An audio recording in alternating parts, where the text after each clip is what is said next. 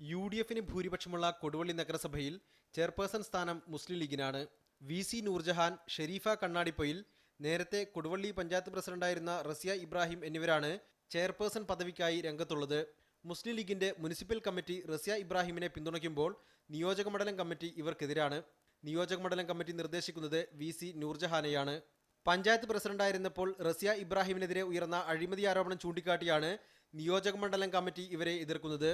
അങ്ങനെ ഒരാരോപണം ഇല്ല എന്നുള്ളത് കൃത്യമായി നമ്മൾ കണ്ടെത്തുകയും ആരോപണം അടിസ്ഥാനരഹിതമാണ് എന്ന് അവിടെ ജനങ്ങളെ ബോധ്യപ്പെടുത്തുകയും അതിൻ്റെ അടിസ്ഥാനത്തിൽ ജനങ്ങൾ തെരഞ്ഞെടുപ്പിൽ പരിപൂർണമായും UDFിന് അനുകൂലമായി നിൽക്കുകയും.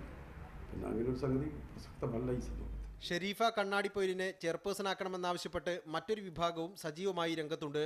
ചെയർപേഴ്സൺ ആരാകണമെന്ന ചർച്ച വഴിമുട്ടിയതോടെ 3 വിഭാഗവും അവകാശവാദവുമായി പാണക്കാട് തങ്ങളെ സമീപിച്ചു.